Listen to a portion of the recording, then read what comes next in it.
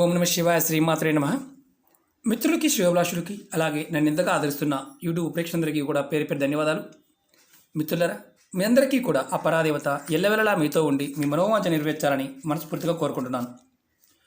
చాలామంది మిత్రులు మెయిల్స్లోను కామెంట్స్లోను, గురువుగారు మాకు మనశ్శాంతి లభించడం లేదు గురువుగారు, మా ఇంట్లో మేము ఎప్పుడు ఇబ్బంది పడుతూనే ఉన్నాము, పూజలు చేస్తున్నాము, అన్నీ చేస్తున్నాము, కానీ మా ఇంటికి రాగానే ఇంట్లో అడుగు పెట్టంగానే మాకు ఏదో తీరని బాధ, మానసిక అశాంతి, భార్యాభర్తల మధ్య గొడవలు, కుటుంబ సభ్యుల మధ్య గొడవలు, పిల్లలతో సైక్యత లేకపోవడం, చేస్తున్న పని వృత్తి వ్యాపారాల్లో ఇబ్బందులు, ఇలాంటివి చాలా కలుగుతున్నాయి.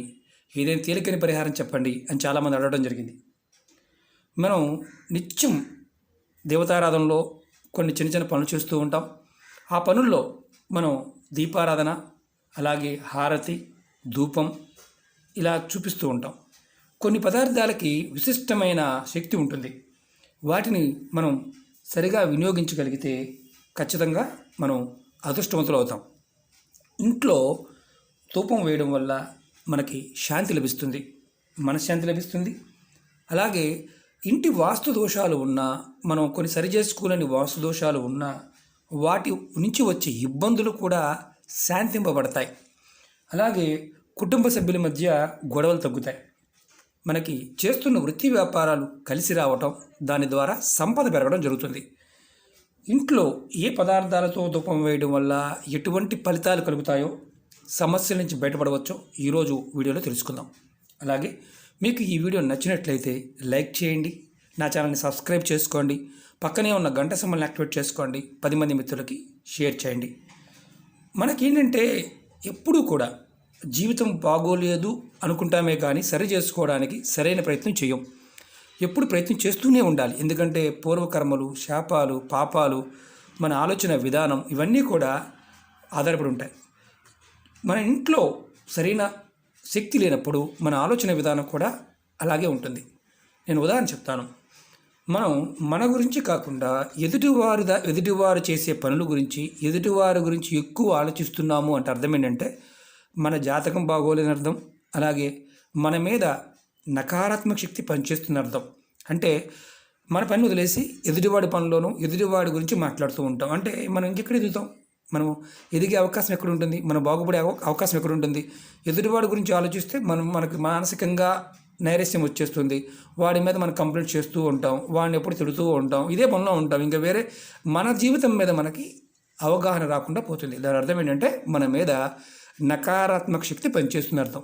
అలా అనుకోకుండా మనం ఏంటంటే దైవదోషణం, దేవతలకు పూజ చేస్తున్నాము కావడం లేదనుకోవడం, పూజలు చేస్తున్నాము ఎన్ని చేస్తున్నాము కావడం లేదనుకోవడం చేస్తుంటాం. ఎదుటివారి గురించి ఆలోచించడం మానేసిన రోజు నుంచి మన జీవితంలో మార్పు వస్తుంది. అలాంటి ఆలోచన కలగడానికి కారణమైన నకారాత్మక శక్తిని మనం తొలగించుకోవడానికి ఈ చిన్న అద్భుతమైన ఉపాయాలు స్కిప్ చేయకుండా పూర్తిగా చూడండి. మీరు ప్రతిరోజు కూడా మనం ధూపం వెలిగిస్తూ ఉంటాం కదా, సాంబ్రాణి ధూప్ స్టిక్స్ వెలిగిస్తూ ఉంటాం. అది ఏదైనా పర్వాలేదు. మీరు ఇంట్లో పూజ చేసిన తర్వాత ప్రతిరోజు ఉదయం కానీ సాయంత్రం కానీ సాంబ్రాణి పుల్లలు వెలిగించండి. అది కూడా మంచి సుగంధం వచ్చి సాంబ్రాణి పుల్ల వెలిగించండి. ఒకటి ఇంట్లో మీ దేవతా మందిరంలోను, అలాగే మీ గుమ్మం బయట కూడా ఒకటి పెట్టడానికి అలవాటు చేసుకోండి. దానివల్ల ఏమవుతుందంటే మానసికమైన ప్రేరణ స్వచ్ఛంగా ఉండడం వల్ల, గాలి స్వచ్ఛంగా ఉండడం వల్ల ప్రేరణ శక్తి పెరుగుతుంది. మీకు ఆటోమేటిక్గా మంచి మార్పు రావడానికి అవకాశం ఉంటుంది.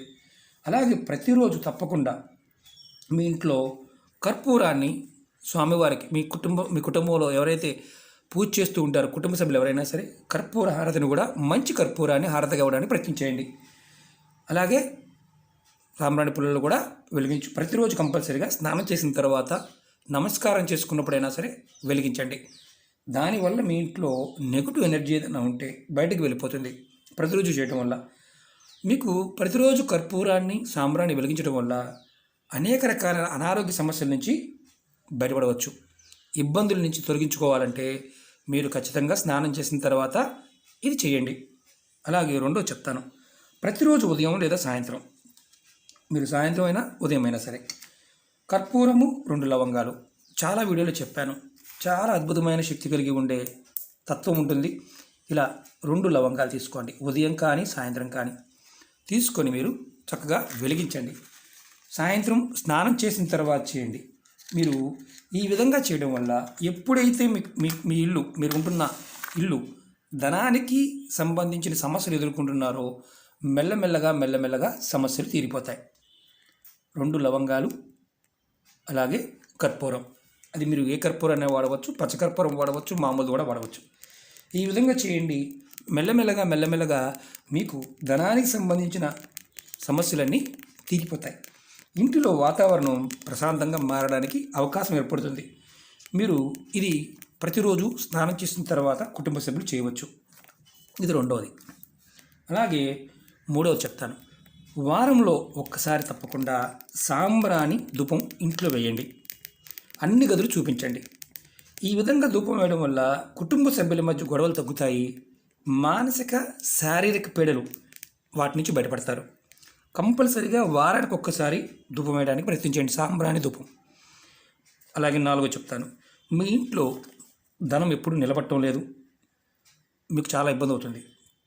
అలాంటప్పుడు ఏం చేస్తారంటే ప్రతి శుక్రవారం నాడు లక్ష్మీ అమ్మవారికి కర్పూరము 2 యాలకులు, అంటే కర్పూరం పెట్టండి, యాలకులు పెట్టండి, వెలిగించి లక్ష్మీ అమ్మవారికి హారతి ఇవ్వండి ప్రతి శుక్రవారం నాడు. ఈ విధంగా ప్రతి శుక్రవారం చేయడం వల్ల మీకు ఏదైతే అనవసరపు ఖర్చులు, అంటే వృధా ఖర్చులు ఏదైతే ఉన్నాయో అవి తగ్గుతాయి, ధనం నిలబడుతుంది. మీకు ఇంటిలో ఉండే సమస్యలకు మెయిన్ కారణం ధనమే కదా. అందువల్ల అమ్మవారిని ఈ విధంగా మనం చేయటం వల్ల అమ్మవారు శాంతిస్తారు, మన మానసిక శక్తి మారుతుంది. దానివల్ల ఖర్చులు తగ్గి అద్భుతమైన లాభం కలుగుతుంది. ఖచ్చితంగా 2 యాలకుల్ని శుక్రవారం నాడు కర్పూరం మీద పెట్టి వెలిగించి అమ్మవారికి హారతి చూపించండి. ఇంకోటి చెప్తాను. మీ ఇంట్లో, అంటే మీరు ఉంటున్న ఏ ఇల్లైనా, అద్దె ఇల్లైనా, సొంత ఇల్లైనా, ఎక్కడైనా సరే వాస్తు దోషాలు ఉన్నాయి, మీరు బయటపడడానికి వారంలో ఒకసారి లేదా 2 సార్లు, అంటే సోమవారం నుంచి మరి శనివారం లోపు ఇలా వేపాకు తీసుకోండి. వేపాకు తీసుకొని చక్కగా ఈ వేపాకుని మీరు ధూపంలో, అంటే మామూలుగా మీకు బొగ్గు మీద కానీ లేదంటే ఆవు పిడక మీద కానీ వేసి వెలిగించండి. ప్రతి వారంలో 2 సార్లు చేయండి. అంటే మీరు గుర్తుంచుకోవాల్సింది ఏంటంటే వారంలో 2 సార్లు కంపల్సరీగా చేస్తూ ఉంటే వాస్తు దోషాలతో పాటు మీ ఇంట్లో ఉన్న నెగటివ్ ఎనర్జీ కూడా బయటికి వెళ్తుంది, దాని నుంచి బయటపడతారు. ఇది కూడా ఉదయం లేదా సాయంత్రం ఎప్పుడైనా చేయవచ్చు. ఇది గుర్తుంచుకోవాల్సిన విషయం.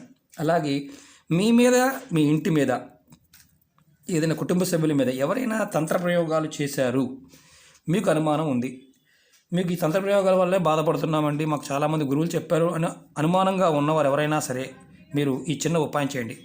కొంచెం జాపత్రి తీసుకోండి. మన ఇంట్లో ఉండేదే జాపత్రి.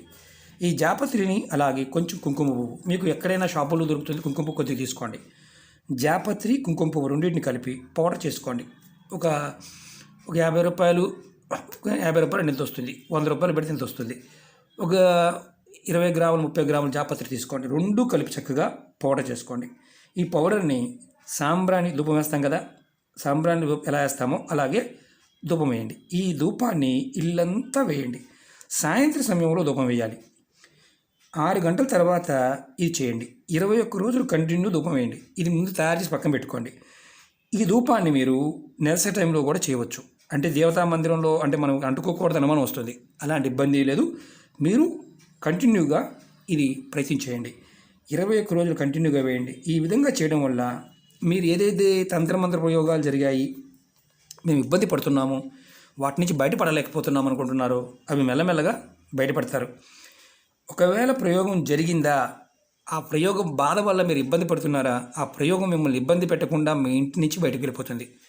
మనకి ఇలాంటి కొన్ని, అంటే ఒక్కొక్కసారి ఏమీ లేకపోయినా, జాతకం సరిగ్గా లేకపోయినా, ఒక్కొక్కసారి కొంతమంది మంత్రాలని తెలిసి తెలియక ఉపాసన చేసిన, అంటే కొంతమంది పుస్తకాల్లో చదివి అంటే మామూలుగా యక్షిణి మంత్రాలు, కిన్నెర మంత్రాలు, అప్సరస మంత్రాలు ఇలాంటివి పుస్తకాల్లో చదివి గురూపదేశం లేకుండా చేస్తూ ఉంటారు.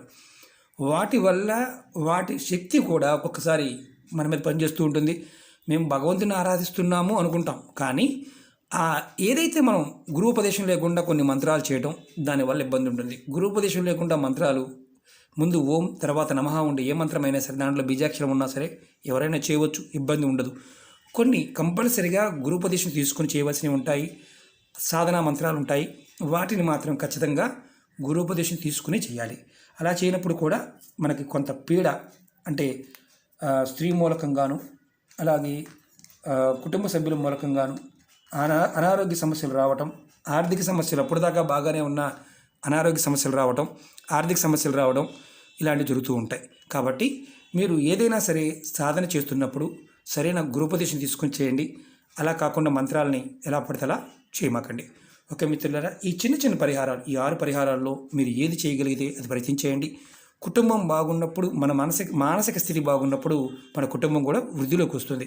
అంతేగాని మనం ఏదో చేశాం కదా, చాలామంది ఏంటంటే అనుకరిస్తారు కానీ ఆచరించరు. అంటే ఎదుటి వాళ్ళు చేశారు కదా అని చేస్తూ ఉంటారు. అలా కాదు, మీరు మీ అంతటికి మీరుగా చేయాలి. ఇవి చేస్తున్నప్పుడు గుర్తుంచుకోవాల్సింది, మనం ఎదుటివారి గురించి వారిని మనసులో పెట్టుకొని చేయకూడదు. దానివల్ల మనకే ఇబ్బంది కలుగుతుంది. చాలామందికి ఇదే ప్రాబ్లం. ఎందుకంటే ఏడుపు అనేది అవతలవాడు ఏడటమే కాదు, మనం కూడా ఏడకుండా ఉండాలి. మన ఏడిపే మనకు శత్రువు, మన ఏడుపు మనకే తగులుతుంది. ఎందుకంటే అవతలవాడు రక్షణలో ఉన్నప్పుడు మనం ఎంత ఏడ్చినా అది మనకే తిరిగి వస్తుంది. కాబట్టి మనం మార్చుకోవడానికి ప్రయత్నం చేయాలి. ఓకే మిత్రులారా, మీకు ఈ వీడియో నచ్చినట్లయితే లైక్ చేయండి, నా ఛానల్ సబ్స్క్రైబ్ చేసుకోండి, పక్కనే ఉన్న గంట సింబల్ని యాక్టివేట్ చేసుకోండి, 10 మంది మిత్రులకి షేర్ చేయండి. అలాగే అనేక రకాల సమస్యల మీద వీడియోలు చేయడం జరిగింది. మీరు నా వీడియోస్లోకి వెళ్ళండి, మీరు ఆచరించగలిగేదాన్ని ప్రయత్నం చేయండి. ఎందుకంటే చాలా సమస్యల మీద వీడియోలు చేయడం జరిగింది. చాలామంది క్వశ్చన్లు అడుగుతూ ఉంటారు, వీడియో పూర్తిగా చూడరు. ఎందుకంటే సమస్యకి సమాధానం వీడియోలోనే చూడడం జరుగుతుంది. చెప్పిన పదార్థము సమయము మీకు వీలైనప్పుడు మాత్రమే చేయండి. అలా నాకు వీలు కాలేదు, రెండోది చేయవచ్చా అనే పరిస్థితి ఈ ఉపాయాలకు ఉండదు, అది గుర్తుంచుకోండి. ఓకే మిత్రులారా, ఓం నమః శివాయ, శ్రీమాత్రే నమః.